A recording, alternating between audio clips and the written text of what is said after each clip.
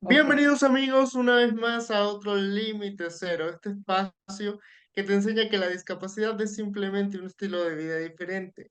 Y hoy vamos a ampliar un poco la gama de los temas que siempre tratamos en este espacio. Vamos a estar hablando sobre dietas.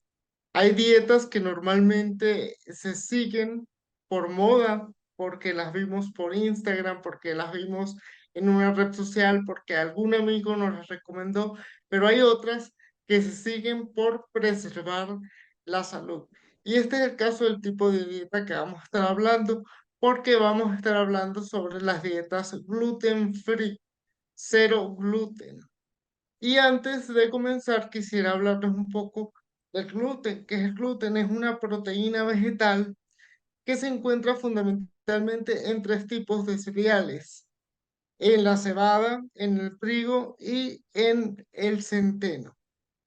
Entonces, bueno, las dietas gluten free se basan en crear suplementos, en crear algunos sustitutos para las comidas que contienen esta proteína vegetal.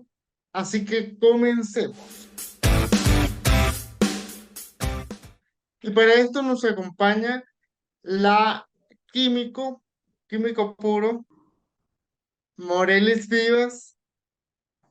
Ok, Morelis Vivas, ella es químico de la Universidad de los Andes y tiene una maestría de la UNED, la Universidad Experimental del Táchira. Un placer tenerla aquí. Ella tiene un emprendimiento que se llama Harina y Harinas Sin Gluten. Y bueno, quiero que me cuentes por qué nace todo esto, por qué nace toda esta idea y cómo ha mejorado o cambiado la vida tuya y de tu entorno.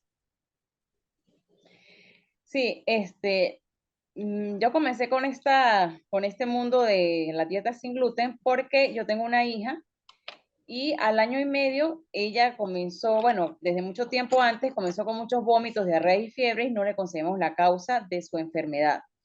Entonces, por esta razón, comenzamos a hacerle exámenes, análisis y todo eso, y la doctora que me la trataba en ese momento, ella no daba con qué era lo que tenía la niña.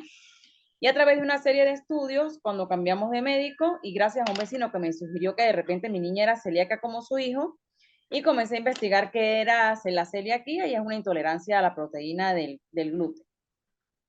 Así, fue que descubrimos que ella tenía esa condición, pero un shock, digamos, cultural en el momento que uno le dice, no, ya no puede comer gluten, o sea, no puede comer trigo, cebada, centeno, y la avena no, naturalmente no contiene gluten, pero está siempre contaminada con esa proteína, por el trato que le dan a los cereales en las mismas siembras. Entonces, abonado a eso, la niña, aparte que es alérgica, intolerante al gluten, no celíaca, pero se hace la misma dieta de un celíaco. Ella es alérgica al maíz, a la soya, también era intolerante al huevo, a los lácteos, no puede comer la proteína de los lácteos, que es la caseína. Entonces, por esta razón se me hizo muy cuesta arriba, o sea, ¿qué le voy a dar de alimentos si normalmente en Venezuela comemos arepas de maíz? Así comencé a investigar cómo podía alimentarla y de verdad, bueno, fue una experiencia, digamos, de vida dentro de lo malo, lo bueno, porque comenzamos a alimentarnos todos de manera muy sana, nada de cosas refinadas, de ningún tipo de harinas refinadas, pero esos productos tienen un alto costo porque en ese momento había muy poca producción de alimentos sin gluten aquí en Venezuela, una o la crisis que ya todos conocemos que había en el país. Aquí yo soy de Mérida, pero vivo en San Cristóbal y una señora de Mérida que da cursos de ese tipo vino una vez a San Cristóbal y yo hice ese curso y aprendí a elaborar las harinas sin gluten. De allí, bueno, mi esposo me hizo un deshidratador artesanal, él es ingeniero electrónico y así comenzamos a deshidratar en casa para hacer los productos a la niña porque todo lo que venden sin gluten en el mercado, que es producido, digamos, de manera industrial, todo en esa mezcla tiene el maíz. Entonces ella, como también era alérgica al maíz, pues yo no podía Claro, adquirir como nada. sustituto, ¿no? De alguna manera. Es porque es que lo que pasa con los alimentos sin gluten. Los alimentos sin gluten, para uno preparar, por ejemplo, una panqueca, un pan, ese tipo de cosas, siempre debe existir una premezcla porque se debe hacer una mezcla de diferentes tipos de harinas, diferentes tipos de goma o de almidones para poder hacer un producto que se asemeje a la textura que tiene el gluten. o que le da el gluten a las Así es. preparaciones, sobre todo en la harina de trigo, que es la que más comúnmente se utiliza. Entonces, como todo, para esas premezclas, todo llevaba maíz, yo tenía que conseguir una manera de hacerle las cosas yo misma que no estuvieran contaminadas con maíz porque le daba una reacción alérgica. Entonces, así comencé a preparar las harinas y cuando viene la pandemia, la doctora que me la estaba tratando actualmente, que es su doctora ahorita de cabecera, me dice que por qué yo no comienzo a comercializar las harinas porque ella sabía que yo las estaba haciendo en casa y que como todo estaba cerrado por pandemia, las harinas no se conseguían aquí en San Cristóbal. Entonces yo le dije, bueno, yo tenía un deshidrapador pequeño que era el que le hacía las cosas a la niña y comenzamos a venderle, por ejemplo, a una persona 1 kilo, a la otra medio kilo y así comenzamos. Entonces, bueno, en pandemia, pues uno buscaba los productos porque los mercados sí estaban abiertos y así comenzamos a vender las harinas. Entonces, decía, vamos a darle un nombre. A mí se me ocurrió colocarle harinas y harinas sin gluten. Entonces, yo elaboraba de todas las harinas a base de, por ejemplo, de plátano, de cambur verde, de yuca, que son un tubérculo, pero para estos niños el almidón que tienen los tubérculos es bastante dañino, les inflama el intestino. Ellos cuando ya son diagnosticados que son intolerantes o alérgicos al gluten o son celíacos propiamente, se ha determinado por ciertos muchos estudios que hay en la actualidad que ellos tienen el intestino muy inflamado. Entonces, se debe seguir Ujú. una dieta muy rigurosa inicialmente para ayudarlos a desinflamar el intestino y que posteriormente ellos puedan hacer tolerancia a ciertos alimentos. Pero, por ejemplo, el azúcar, los almidones, el cacao, tienen muchas cosas que pueden inflamar el intestino y entonces primero hay que tratarlos. Entonces, bueno, así comencé yo en la dieta con ella y comencé a hacerle sus productos y todas sus preparaciones yo en casa. Y una vez que fui a una feria a llevar ya estas harinas, cuando salimos de la pandemia, cuando comenzaron a hacer ferias y eso, llevé mis harinas y la gente me decía, ay, mire, yo con eso puedo hacer una arepa. Yo le decía, no, lo que pasa es que las cosas sin gluten tienes que hacer una mezcla, tienes que comprar varias harinas para hacer una preparación y eso. Y yo me vine con esa curiosidad a la casa y dije, una arepa, una harina precocida, todos conocemos es la de maíz. Y comencé a investigar, como buena Ujú. química, comencé a investigar, se me metió ese gusanito de investigar cómo yo podía hacer una harina que fuera similar a la de maíz, pero de otra cosa. Y comencé a hacer pruebas y logré sacar una harina del tipo precocida de plátano verde, que no es el banano, no, probablemente que se conoce en todos lados, le dicen plátano, pero realmente es plátano verde, que le dicen plátano macho. Ujú. Así nació mi primera harina del tipo precocida. Después en otra feria la Sí. gente dijo, no, pero ¿por qué no haces con otra cosa? Entonces, bueno, comencé a probar y ahí hice de plátano, porque la gente aquí come mucho plátano maduro. Entonces, comencé a probar con plátanos pintones y saqué una harina precocida del tipo plátano pintón, de yuca con o sin almidón y también de cambur verde, pero una variedad específica que es la que me sirvió a mí, que no daba el amargor de la harina para poder hacer esa preparación. Entonces, así nacieron mis harinas precocidas. Eh, para llegar al diagnóstico de ella fue bastante complicado, o sea, eso fue lo que más como que me costó porque la pediatra que me la trataba en ese momento no decía que no, que eso era normal en ella porque yo había tenido ya la niña ya de una edad de 44 años y que yo era necia y ese tipo de cosas, entonces yo decía, pero o sea, no es normal que una niña que ella presentaba era vómito, diarrea y fiebre y sus fiebres eran muy elevadas, siempre pasaban de 40. Entonces yo decía, eso no es normal, o sea, yo de que era mi sobrino, yo sé que eso no es normal. Entonces llegar a su diagnóstico fue para mí bastante complejo porque yo no sabía que era por el gluten y ella ya, incluso tuvo 3 veces hospitalizada por neumonía y lo que le daban era antibiótico, pero no se conseguía la causa. Y aquí en Venezuela, por ejemplo, en San Cristóbal, los estudios de ese tipo no los realizan, son de alto costo y eso todavía hay que enviarlo a Caracas. Hasta que por fin, bueno, llegué, mi vecino fue el que me dio la luz y me empecé a tratarlo con la doctora que tiene actualmente. Y aquí no hay una cultura, como digamos, de alimentos sin gluten. De hecho, en los supermercados uno va y las cosas sin gluten están al lado de las que tienen gluten y ya está contaminado, porque para ellos es muy delicada la contaminación cruzada. Por ejemplo, yo no puedo cocinar a una pasta, por decir algo, con gluten y después hacerle la preparación a ella porque ya estoy contaminándole el alimento a ella. De hecho, en casa comemos todo sin gluten. Y bueno, para nosotros ha sido muy beneficioso en parte de salud porque yo me di cuenta, por ejemplo, que los lácteos a mí me caen malísimo. Ya ahorita yo no consumo lácteos. Y si consumo algo que tenga lácteos, me cae muy mal. Entonces, nos ha ayudado a todos a tener una mejor alimentación.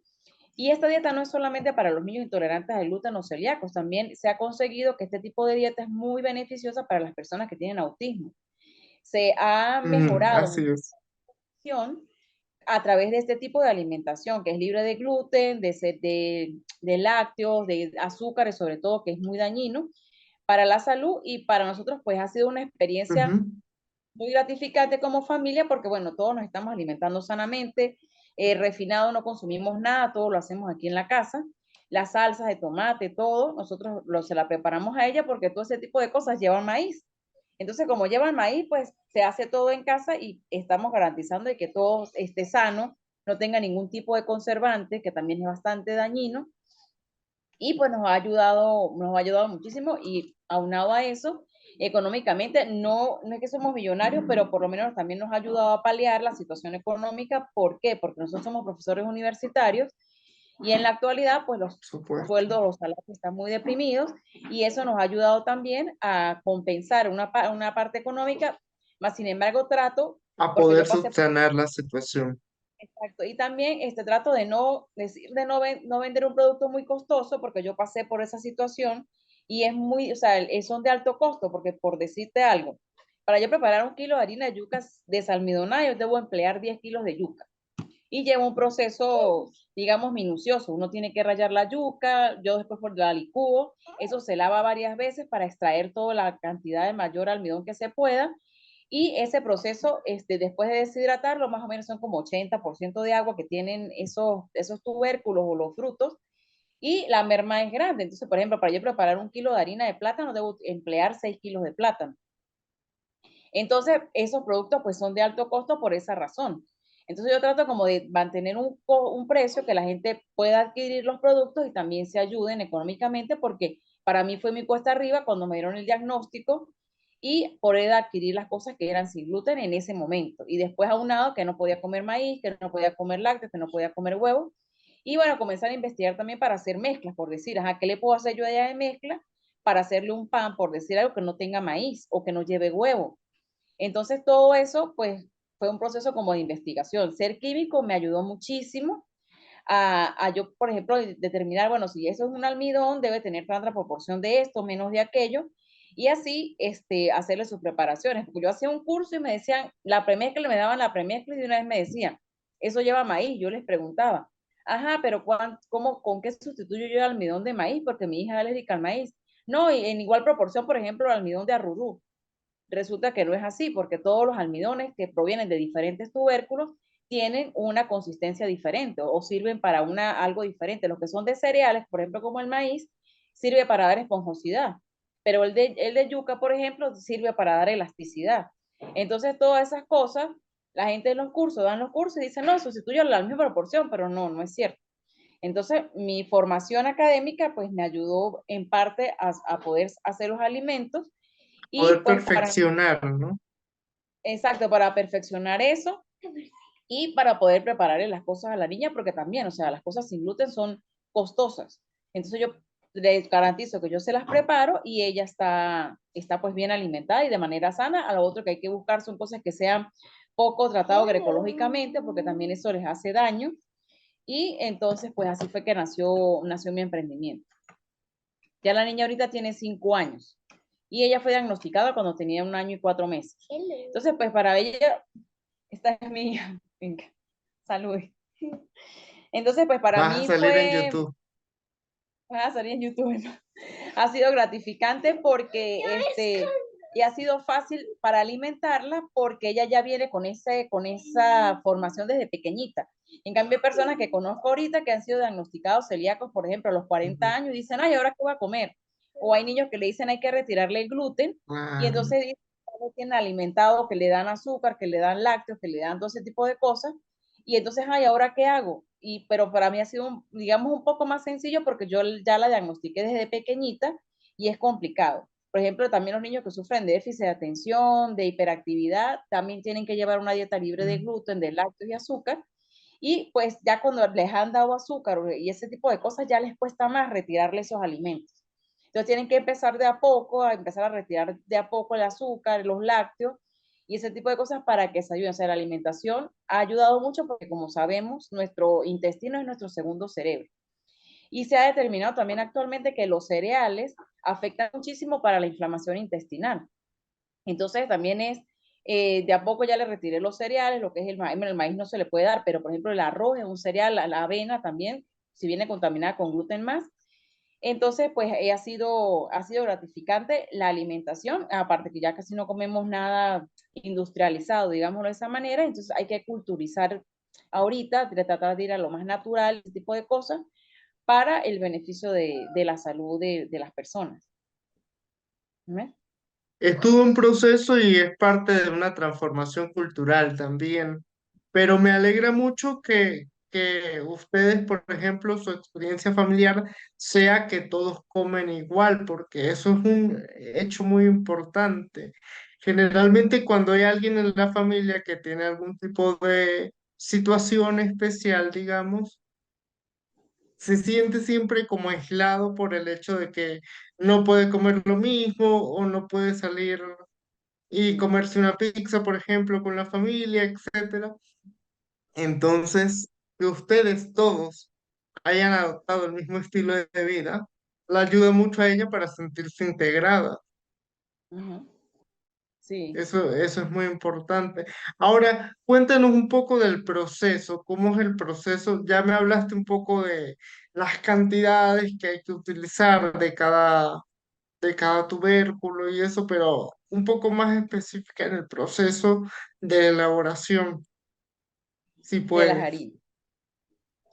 Así es. Por ejemplo, para preparar la harina de plátano es como hacían las abuelitas. Las abuelitas lo que hacían era que ellas lo pelaban, lo pican en lajitas y se coloca a deshidratar. Ellas lo hacían al sol. Por ejemplo, en Mérida hay muy buen sol para hacer ese tipo de proceso. Aquí en San Cristóbal llueve muchísimo, entonces utilizo deshidratadores. Deshidratadores, primero comenzamos con uno artesanal que era como digamos, el cajón de un microondas, mi esposo lo adaptó y ahí hicimos el primer deshidratador. Ahorita ya tenemos unos deshidratadores, digamos, comercial, porque yo participé en un curso de Freya y Facilitarte para emprendedoras, para mujeres de la Embajada Americana, y entonces ellos hicieron como una especie, nos dieron el curso, después fuimos como una especie de concurso regional, después al nacional, y ellos daban como un pequeño capital semilla. Con eso adquirimos un deshidratador y un molino más grande para poder procesar las harinas. Entonces, por ejemplo, para hacer 1 kilo de harina de plátano verde, debo utilizar 5 kilos de plátano para deshidratar para que me dé un solo kilo. El de cambur también es igual, pero de cambur hay como 5 o 6 variedades de cambur, dependiendo para lo que la gente la quiera. Por ejemplo, el plátano blanco, que es el que le dicen topocho o topochón aquí, este sirve para dar esponjosidad porque es muy suave, pero en cambio la de cambur, digamos aquí que dicen guineo negro, ese sirve para el estómago, para mejorar por lo menos Ujú. la parte intestinal, es bastante beneficioso para la salud. O sea, por ejemplo, de plátano verde se utilizan 5 kilos. Se pela, se pica en la ajita y se coloca a deshidratar. El proceso de deshidratado normalmente dura 24 horas. Yo la dejo 48. ¿Por qué? Porque yo prefiero dejarlo un poquito más para garantizar de que eso esté bien deshidratado. La parte de deshidratación ya es una conservación del alimento, pero si le queda algo de humedad, entonces tiende a que le salga moho. Entonces, como yo no le coloco ningún conservante, para mí la mejor manera es dejarlo a 48. Una vez se muele y una vez se meten en envases de vidrio con tapa de rosca y prefiero prepararlas por decir, por pedido. Yo trabajo ahorita es bajo pedido y le digo, bueno, yo los lunes tomo pedido y compro los productos casi que durante toda la semana para que siempre estén frescas esas harinas. La harina de coco también se prepara, pero esa tiene digamos, de duración muy corta. Por decir, para yo preparar 1 kilo de harina de coco, se utilizan alrededor de entre 25 a 30 cocos secos, del que es marroncito, para poder hacer 1 solo kilo de harina. Ujú. De ese, por ejemplo. De yucas, si la quiere desalmidonada, son 10 kilos. Si la quieren con almidón, es la mitad, es 5 kilos para hacer 1 kilo de harina con almidón. Para las harinas, dependiendo para lo que la vayan a usar. Entonces, por ejemplo, si quieren hacer una pizza, yo a la niña le hago también las sus pizzas en la casa, pero para eso se utiliza la harina o de batata o la harina de plátano de cambur verde, o también hago una mezcla con harina de yuca con almidón para que le dé más o menos la consistencia de la pizza. Y entonces más o menos esa es la cantidad y ese es el proceso. Entonces el plátano se pela, se pica en la ajita y se coloca a deshidratar. En el sol, si hay muy buen sol, en un solo día pueden deshidratar el plátano y les va a quedar bien seco. Si no tienen un buen sol, tienen que adquirir un deshidratador. ¿Yo cómo comencé? Yo comencé con el horno de la casa, dejaba entreabierta la puerta, antes de que mi esposo hiciera el primero, la dejaba entreabierta, le colocaba como una paletica en la parte más bajita, si es eléctrico, la más bajita, y si es a gas y tiene piloto, pues la dejan solamente con el piloto, dejan entreabierta la puerta y allí pueden deshidratar sus tubérculos. No colocan mucha cantidad, sino de a poco. Por decir, si quieren hacer un solo kilo, nada más pelan los 5 kilos que necesitan para un solo kilo. Y así con el cambur, pero el cambur no utilizan 4, no utilizan 5, utilizan 8 kilos porque el cambur es más pequeño, tiene más concha y entonces tienen que colocar un poquito más de cantidad. De yuca, ya si es con almidón son 5, si es sin almidón son 10. La batata, por ejemplo, la utilizan mucho para preparaciones dulces porque ella tiende a ser dulzona dependiendo de la variedad. Hay 3 variedades de batata aquí en San Cristóbal, que es la rosada, la blanca y la amarilla. La rosada tiende a ser más dulzona. Entonces, esa la utilizan para, yo la utilizo, por ejemplo, para hacerle galletas, torticas y eso que no requieran dulce. Y así le hago ya las preparaciones dulces o le coloco un cambur o un plátano macho bien maduro para no colocarle azúcar a las preparaciones. También los dátiles son muy útiles para dar dulzor, pero son un poco más costosos.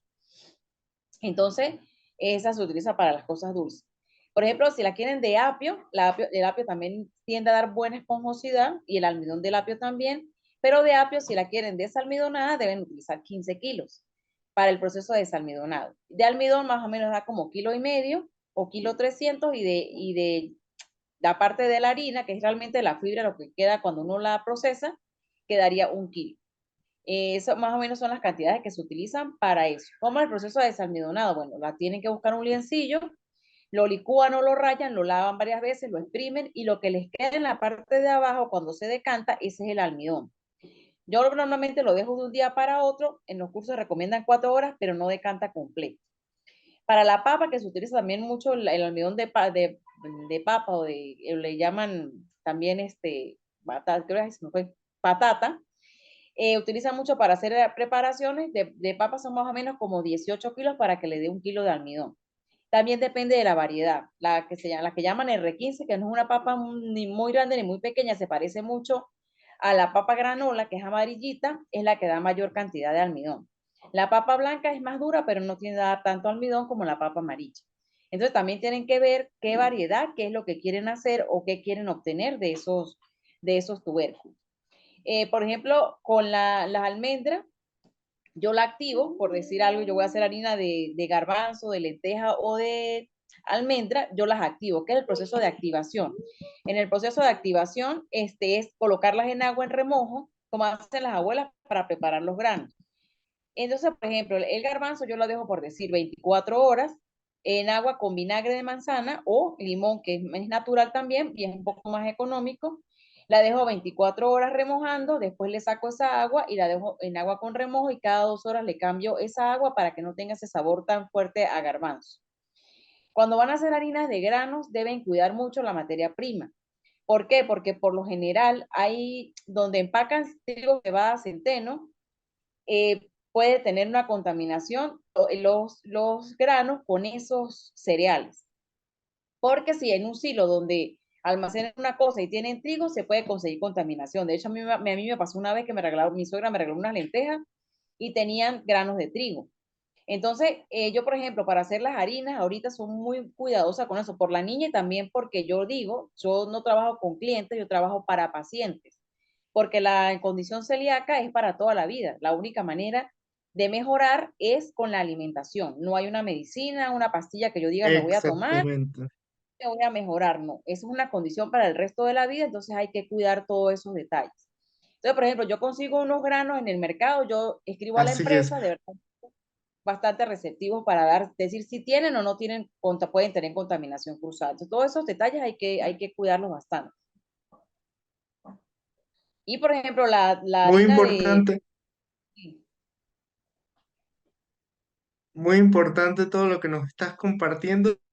Quisiera saber rápidamente cuánto puede durar una harina de las que tú produces una vez envasada o empaquetada. A ver, yo tengo harinas de cuando yo comencé, las tengo en frascos de vidrio y ya yo comencé con este proceso hace ya 3 años y las harinas están en los frascos, están intactas. Las que tienden a dañarse más rápido son la harina de coco y la harina de garbanzo, tienden a agarrar mucha humedad y el coco por su mismo aceite natural se coloca como rancio, que dura muchísimo. Ujú. Las que no duran, esas dos, son las que tienen un proceso más delicado, esas se hacen frescas. Y cuando ya está empaquetado, eso depende del empaque. Yo te utilizo empaques, si las van a utilizar por las señoras que hacen comida, yo se las doy en bolsa Ziploc. Pero si van por decir de aquí de San Cristóbal a Caracas o a otros sitios, yo las coloco en bolsas que son al vacío. Yo les digo a las personas, una vez que ustedes abran esa harina, deben colocarlo en un envase de vidrio para que tenga mayor proceso de duración. Entonces, porque eso realmente es un Duración. Ok. mucho conservante. ¿Mm? Sí, Bueno, Morelis, te felicito por haber creado de una dificultad una manera mm, de sobrevivencia en una Venezuela tan convulsa, tan compleja para muchos, pero allí sí, vemos que siempre se puede salir adelante. Es sí. muy reconfortante tu historia y la historia de tu familia. Muchas felicidades. Yo tengo que lamentablemente ya despedir este espacio. Para mí fue un placer Muchísimas dar a gracias. conocer tu experiencia y también esperemos que esta experiencia ayude a muchas personas más que, como tú bien lo dijiste, no solamente tengan hijos o hijas con la condición de celíacos, sino también las personas que están dentro del espectro autista, las personas que viven con TDAH, etcétera. Ujú, Muchísimas ujú. gracias y a ustedes No, amigos, nos vemos en una próxima oportunidad.